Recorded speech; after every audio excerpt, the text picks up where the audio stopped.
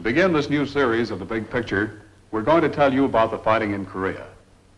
Not through battle diagrams, logistics, or history of campaigns, but in terms of the soldier in the front lines, the individual who fights the battles, who lives in a bunker and washes his socks in a steel helmet. He's enduring a way of life remote from the daily living he once shared at home with you. Do you remember how you began this day? How you spent this morning? Well, it's morning in Korea now. Let's move in on a hill here at the front and join a member of A Company. Well, we're clobbering those hills right now. The enemy's dug in all over them. Chinese and North Koreans. Those guys got us up at 4 a.m. with artillery fire. Stuff was coming right in here, like express trains. We're dug in pretty good, though. Bunkers are about 8 feet deep. Home, sweet home. How do you like it? You sleep when you can, but with one eye open. Look at these guys. Just trying to show you how brave they are. They weren't sitting out there last night when the mail was coming in. Of course, now's the best time to get some air, if you like this air. Walk around a little, stretch.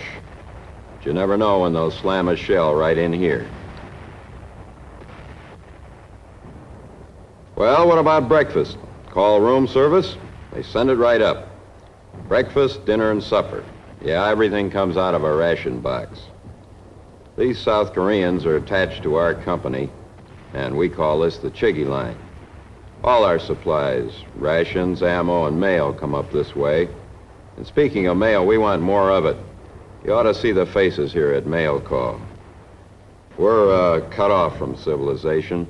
And a letter, just a few lines, boy, that means a lot up here.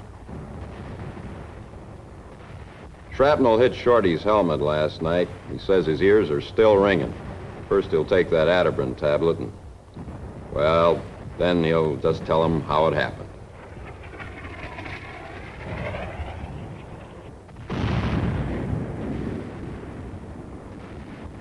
Let's move out now with these men of a counterfire platoon, 223rd Infantry Regiment. They're looking for the position of an enemy gun that's been shelling our lines. Right now, they've got to find a place to set up some of their equipment. It'll record the sound of this gun and allow them to figure out the exact direction it's firing from. Well, let's go to the top of the hill with them now, where they'll set up some microphones.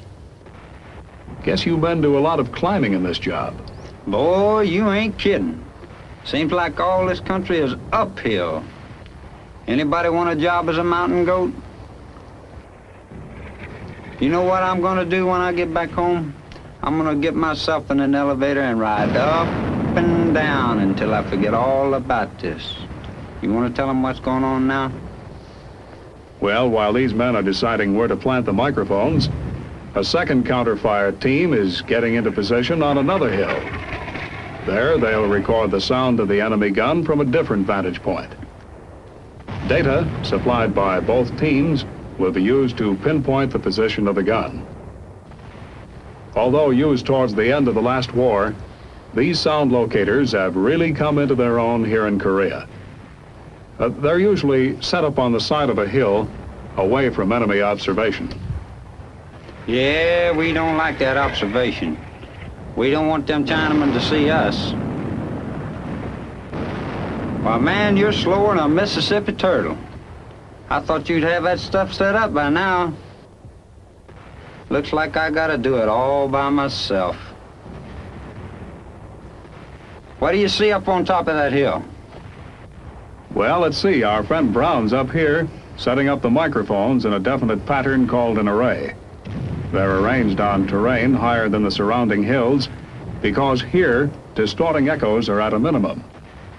You know, this equipment is one big reason why communist artillery in Korea is less active than it might be. Why the enemy moves his guns so frequently, trying to escape detection. Yeah, we sure like to keep them guys moving those guns, because when they're moving, there ain't no shooting. Now, as soon as we get these microphones plugged in, we're in business. Brother, the guy that sat down and invented this must have been all wrapped up in his work. Well, we're all set now. You can fire when you're ready. Well, there's Brown gold bricking again.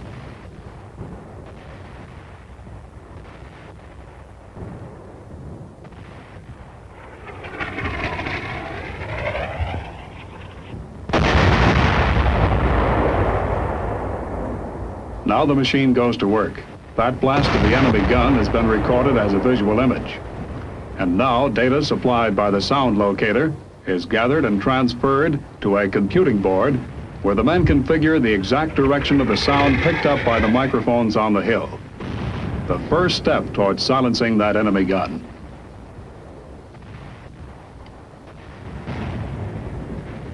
As soon as this direction line or azimuth is computed, it's sent back by radio telephone to counterfire headquarters. Here, a plotter jots down the azimuth. And then he draws it on a map as a straight line. Where it crosses a line furnished by the second team, or array, the enemy gun is pinpointed. The exact map location of this pinpoint is noted, and for an enemy gun crew slamming shells into our lines, this may be a death warrant. Now, a call goes through to the artillery's fire direction center. A message received calmly, delivered just as calmly.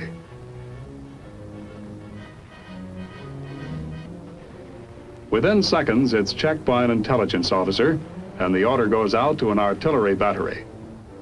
Okay, this is it. Speed counts. So it's on the double. Why? Well, because the enemy may move that gun. Because every time it fires, men may die on this side of the line. That's why.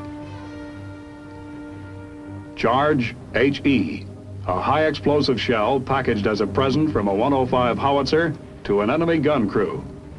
Move quickly, but carefully. That gun seems almost impatient. It's a good gun, well made, well taken care of. It'll do the job when adjusted right. Deflection 400, elevation 700. It's ready.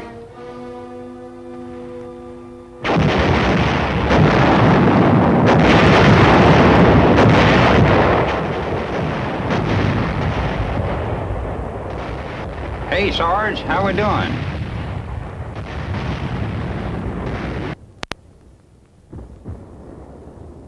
You're with the 31st Regiment Tank Company now. That's our CO briefing us for a mission on Hill 1062. We know all about it. A fortress 3,500 feet high, 20,000 Chinese on it. He says we get artillery and air support. We'll need it. Reminds me, I got a letter the other day. Says, guess you can't use tanks in those mountains. What do you do all day? Polish the brass? Yeah, that's right. Nothing to do but polish the brass. Sit around, shine up our tanks real pretty. Polish our shoes. Those Chinese commies don't bother us much. We're too far away from them. We just put on bulletproof vests to keep out the cold.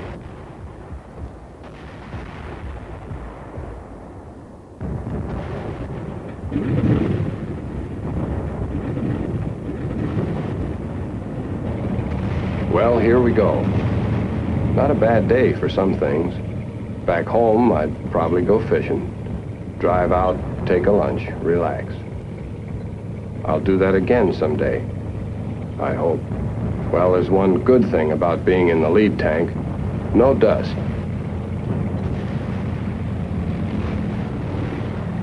There's another outfit coming up with us. The more the merrier.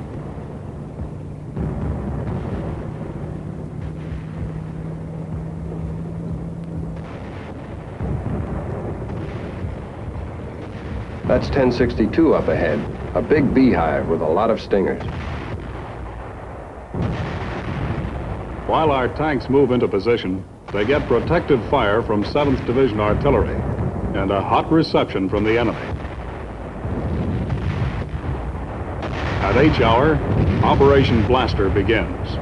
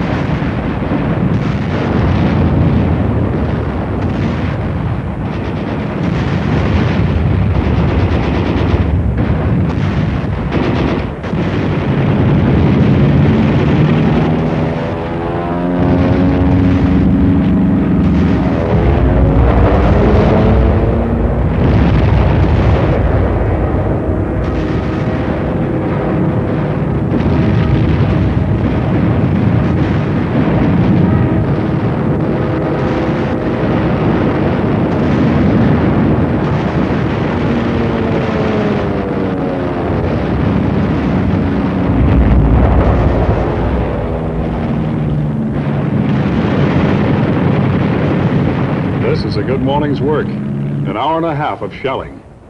And then an order to pull back. Come out through a smoke screen laid down by chemical engineers. And that smoke will cover 2 tanks ahead that ran into enemy mines.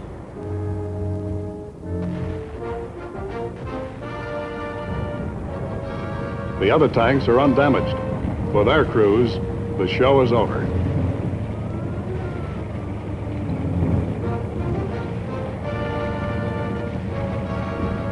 Yeah, but we just softened up that hill. They're still on it. If we ever get them off, it'll take the infantry to go in and dig them out.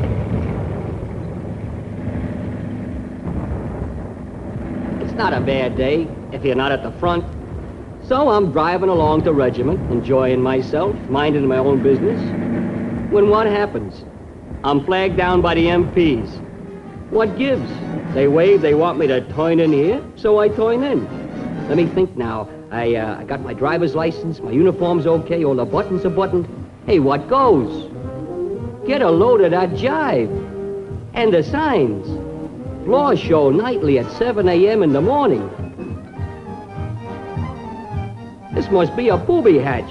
One thing I know, it ain't no stockade. Oh, Uncle Dan's Huddle. It's a coffee shop, right at the front. And get this.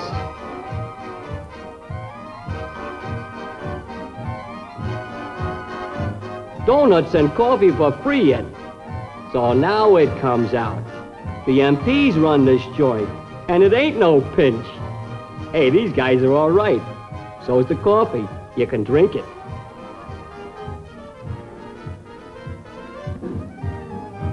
Hey, look at me. Buddy-buddy with the MPs yet. Well, so long, fellas. You got quite a joint. Hey, let's see what else they got here. They got a gag writer.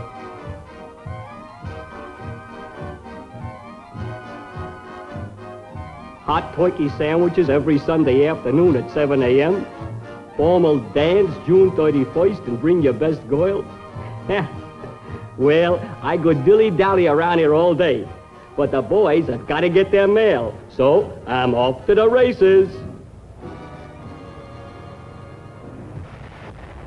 This is the Punch Bowl, scaled and captured by the Army's 2nd Division. Now we can drive up along this road, built by the engineers, with a convoy of trucks carrying supplies to the men holding these mountains. This road is zeroed in by enemy guns, and it's a hard climb up here, even for trucks. It ends against the steep wall of the mountain, where a human assembly line takes over. They move the rations, ammunition, and barbed wire. Move in as much as they can, in case the road is closed by enemy artillery or deep mud. That happens frequently.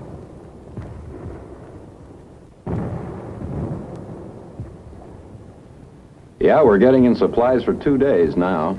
That's ammo he's got there. An old guy, isn't he? But look at him go. They're carrying about 60 pounds. Doesn't seem to bother him an awful lot.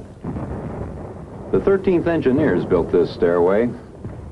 You can imagine what it was like going up here without it, especially in the rainy season. Slipping and sliding all around in the mud, just a rope to hang on to.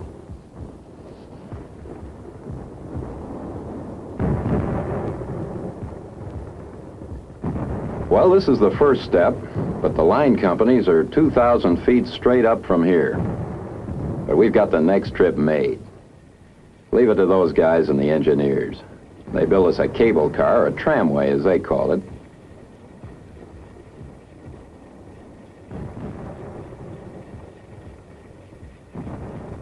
This sled carries about 400 pounds of load. It sure saves a lot of backs. And here's the control dugout. They're alerting the guys at the top of the hill. Some GI truck back in Busan is missing a good two-lung engine. You think of a better use for it?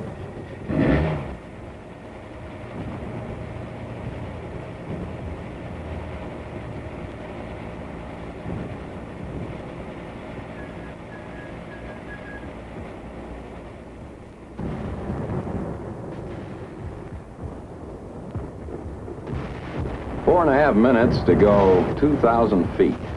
Not bad at all. Take you hours to climb this hill. This is the front line you're coming into right now. I guess you've got some idea what it was like trying to capture this hill from the North Koreans.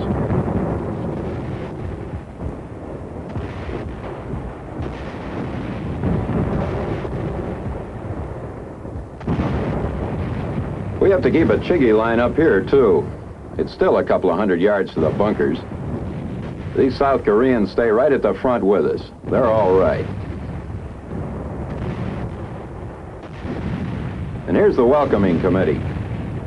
Hey, wait a minute. You had the one with chicken yesterday. There's a casualty coming down now. In the beginning, we had to carry our wounded all the way down the mountain. This tram's a godsend. It sure saved a lot of lives. Now we can get our wounded out of here fast. They get a quick trip down to the medics. Yeah, it's a long way down. I got a pretty good idea how you feel about this trip. I came down the same way a few months ago.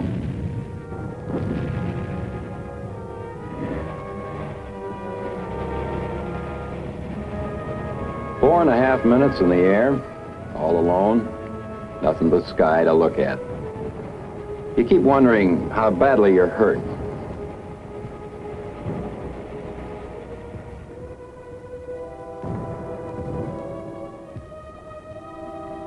Yeah, it's good to hear the chaplain and the other boys tell you everything's going to be all right. You're okay. I know I felt kind of important with everybody fussing over me. The guys will miss you, your buddies up on the hill. Some of the best friends you've ever had, or ever will have, maybe. And you'll miss them, too. Funny how you think you'll never get hit, and then it happens. And they're taking you down a hill, feeling kind of dazed and scared, too.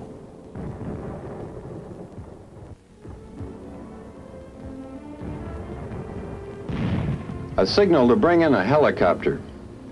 These medics sure know all the right things to do. And they keep fussing over you until that egg beater arrives.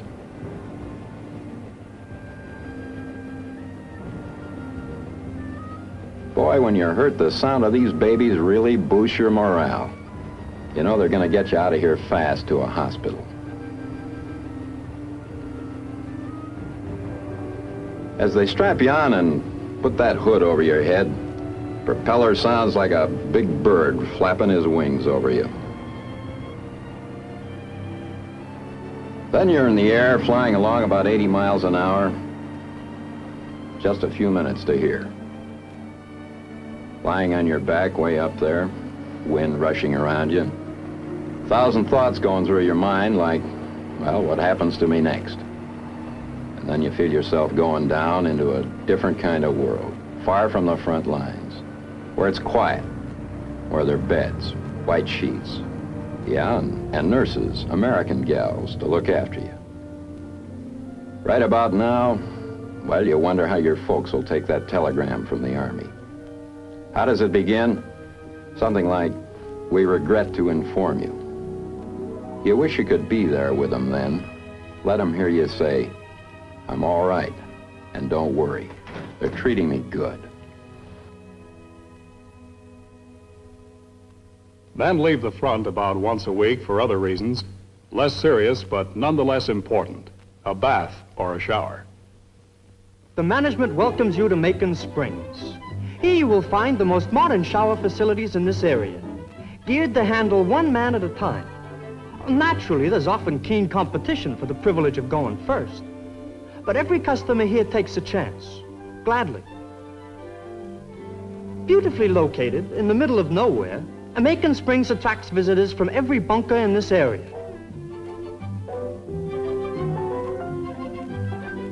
Preparing for a pleasant dip, this customer uses our air-conditioned locker room and sunny solarium.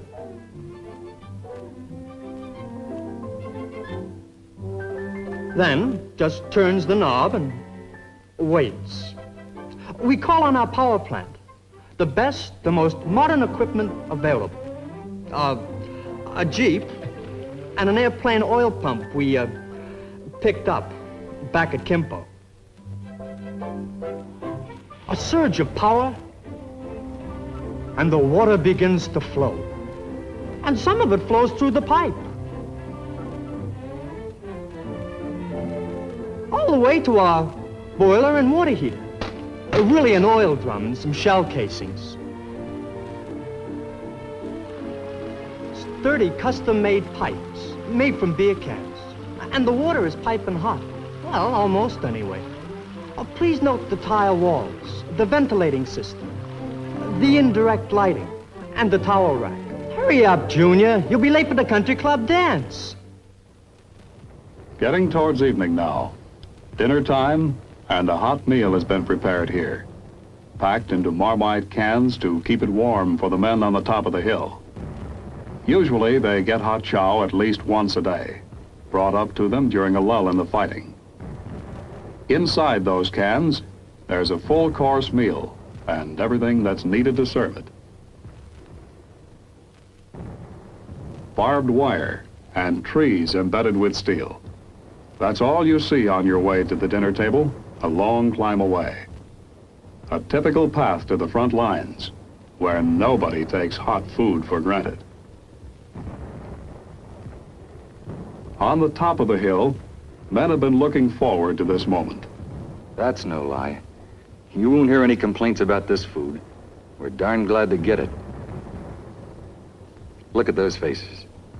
Of course, the fruit salad usually ends up in your mashed potatoes, and the coffee's high-powered. But it keeps you going. That's the idea. And with a little moo juice, it tastes okay. Anyway, you stoke up while you can, because the night ahead will be long and busy. We know that. Especially if you're going out on a patrol across the lines. That's when you need all the energy you can get. No, we don't look forward to the night. We think a lot about the future and the past. The present takes care of itself. I guess the enemy's eating too. Funny how quiet it gets just before dark. But nobody really relaxes. Sure, you sit around and chew the fat a little. But one ear's listening for that next shell. It's the waiting that gets you. Waiting for the night. That's the worst time over here. At dusk along the front, men prepare for the night. A tank returns from no man's land, moving into the safety of our lines, its mission completed.